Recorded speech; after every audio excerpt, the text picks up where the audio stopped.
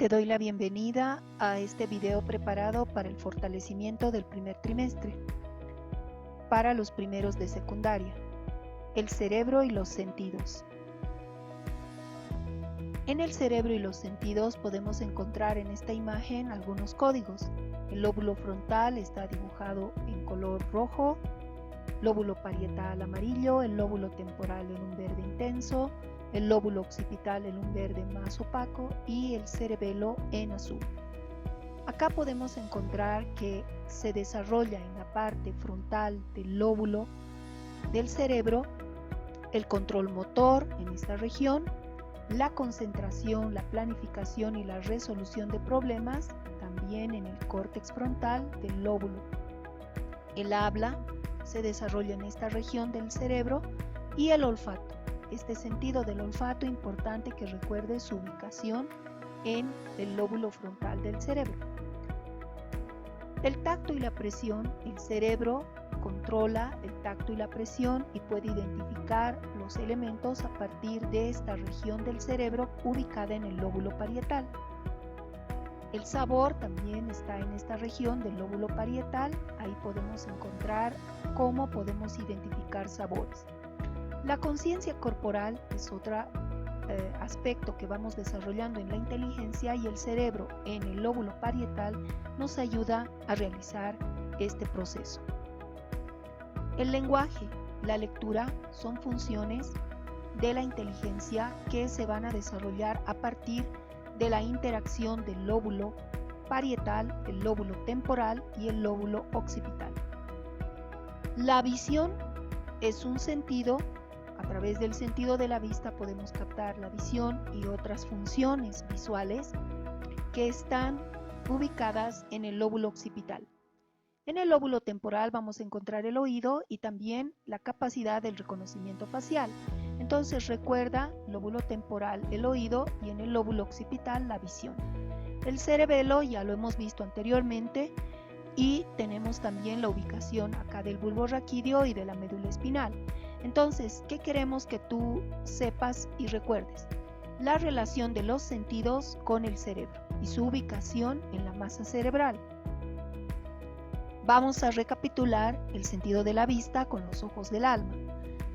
La vista nos permite percibir sensaciones luminosas de color y a determinadas distancias. Las luminosas impresionan la pupila y esta se puede contraer a mayor luz y se puede dilatar a menor luz. El color, los tonos negros y grises se van a poder distinguir y también la variedad de colores a través de conos y bastones. La distancia se la va a poder definir con la ayuda del cristalino, que es una lente natural que llevamos en el ojo. La retina es una membrana donde se forma la imagen real invertida. El nervio óptico conduce esta imagen como impulsos nerviosos al cerebro y el cerebro en la región indicada del lóbulo occipital va a permitirnos observar la imagen virtual y derecha gracias a esa función cerebral ubicada en el lóbulo occipital. ¿Cómo funciona el sentido de la vista? Desde el punto de vista actual, entonces veremos nuestra imagen objeto, en este caso el objeto es una hoja. Va entonces a atravesar la esclerótica, la membrana más externa, la córnea, la pupila, que se va a ubicar en esta región, la lente llamada cristalino, que se va a ajustar a través de músculos que la van a presionar o le van a permitir su mayor elasticidad en estas regiones de la parte superior e inferior del globo ocular. En el interior está el humor vítreo y también la membrana que está resaltada con color blanco, que es la retina. Al fondo de la retina se van a formar entonces la imagen real invertida. Los rayos luminosos atraviesan tanto la pupila como el cristalino y con ayuda del humor vítreo, que es un medio transparente, va a permitir al fondo de la retina y del globo ocular formar esta imagen real invertida.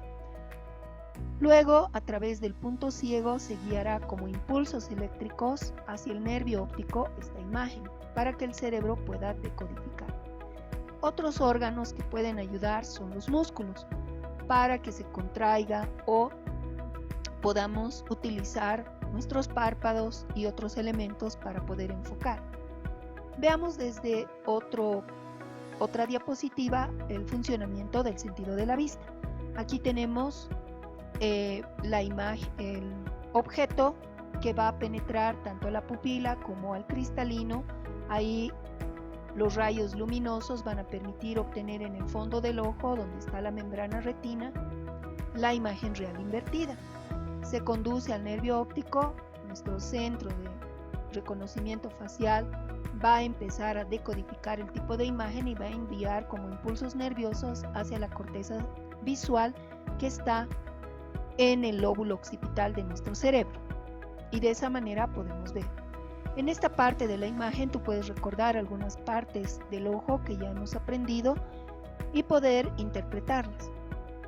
El cristalino, la pupila, la membrana llamada córnea, la membrana esclerótica y la retina.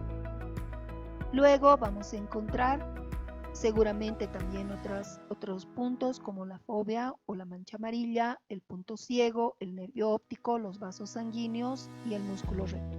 Nos faltará la membrana llamada coroides, que es intermedia, y los músculos que van a movilizar el ojo humano.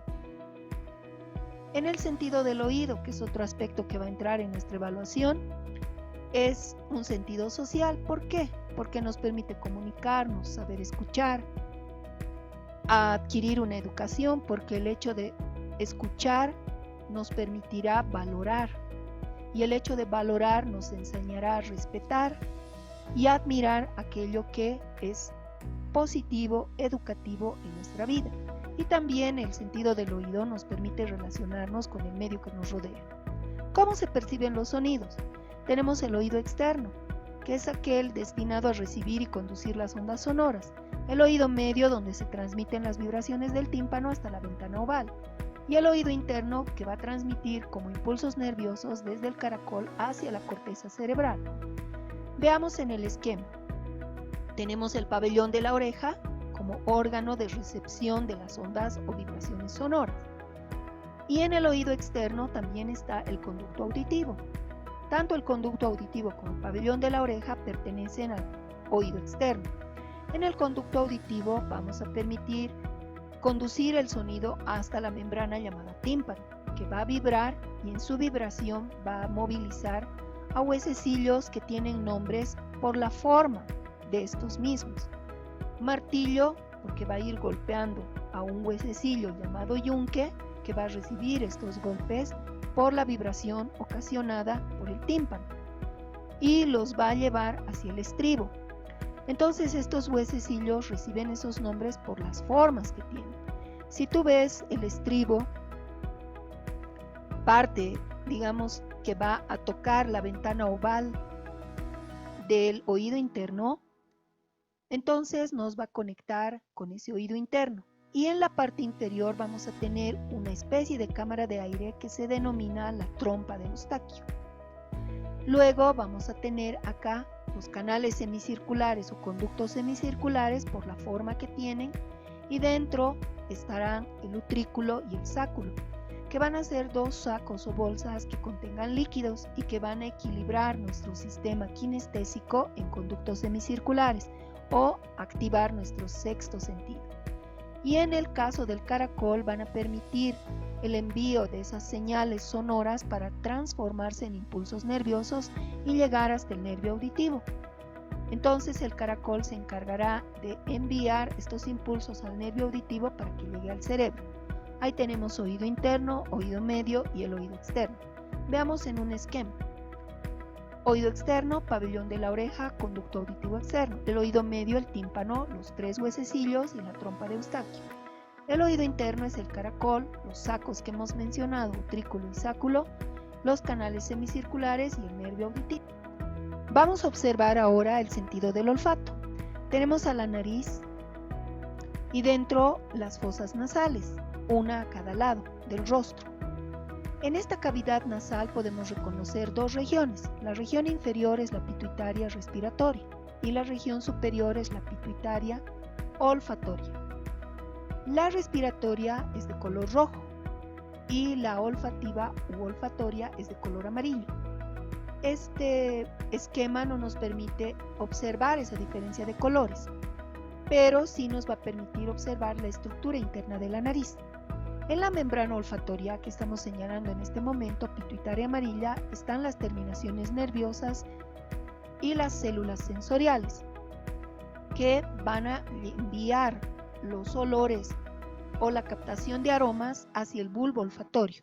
El bulbo olfatorio se encuentra sobre el hueso etmoides. El hueso etmoides es el hueso que da lugar a formar nuestros pómulos. Y termina el bulbo olfatorio recibiendo los aromas y los conduce como señales eléctricas hacia el nervio olfatorio para llegar al cerebro, a la región frontal. Veamos desde este otro punto de vista cómo se perciben los olores. Una sustancia aromática no se acerca a las fosas nasales, está a una determinada distancia y podemos aspirar para percibir los olores o ayudarnos con la mano para poder generar un poco de corriente de viento para que esos olores penetren en nuestras fosas nasales. Las fosas nasales poseen las neuronas olfativas. Estas se encuentran en la región de la pituitaria amarilla o la membrana olfatoria y llegan hasta el bulbo olfatorio. El bulbo olfatorio conduce esas señales hasta el sistema límbico del cerebro, que percibe esas sensaciones olorosas y las va a conducir hasta el córtex frontal, donde se van a distinguir los olores. ¿Cómo vamos a percibir los olores? A través de que las sustancias son odoríferas, quiere decir que producen un olor determinado. Estas sustancias pueden estar en forma de gas o vapor. No se van a ver, pero sí se van a percibir. Y la pituitaria olfatoria le va a ofrecer humedad a todo aroma que va ingresando. Esa humedad va a permitir que las partículas olorosas se disuelvan. Y la pituitaria amarilla, una vez disueltas con ayuda de sus células sensoriales, que son de 20 a 30 millones, va a captar esos olores. Y las células sensoriales pueden captar hasta 10.000 olores diferentes. El bulbo olfatorio va a recibir la información enviada por las células y lo va a convertir en impulsos nerviosos. Estos impulsos nerviosos van a llegar al sistema límbico e hipotálamo y estas sensaciones van a estimular nuestros recuerdos en nuestra memoria olfativa. Hay muchas clasificaciones de los olores, pero hemos elegido esta porque tiene olores primarios muy diferenciados. El alcanforado, parecido a la naftalina o a olores intensos como los ungüentos o aquello que usan los atletas para calentar sus músculos. Picante, puede ser igual al olor al vinagre o al gas de granada o a un gas lacrimógeno, etc. Es un olor que pica la nariz y las fosas nasales. Los olores florales, como el de rosas, que es intenso, o pueden haber otros aromas parecidos. El etéreo, si tú has llevado ropa a un lugar como una limpieza en seco, vas a sentir que la ropa tiene un olor etéreo. Menta, todo aquello que proviene de plantas naturales, como la hierbabuena o pueden ser, por ejemplo, el cilantro u otras hierbas que son aromáticas. Van a tener un olor determinado y muy particular. Lo enmohecido se relaciona con el almizcle, ¿no? Pero esto enmohecido es cuando hay algún elemento, objeto, ropa que se haya guardado mucho tiempo y el olor es muy característico.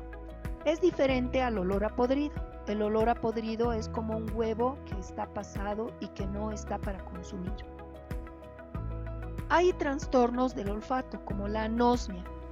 Se considera la anosmia la pérdida total del olfato. Quiere decir que yo no puedo percibir ningún olor. La hiposmia es una disminución del olfato. Puede suceder cuando tú estás resfriado y tienes bastante secreción nasal y no te permite percibir los olores con facilidad. La hiperosmia es un trastorno del olfato cuando aumenta tu agudeza olfatoria. Hay personas que pueden sufrir esto y cualquier mínimo olor o cambio les va a ser percibido y a veces puede resultar desagradable. Eso se llama una parosmia, una perversión del olfato, cuando esta percepción no me agrada o yo la puedo distinguir o diferenciar de otras, pero con una gran facilidad.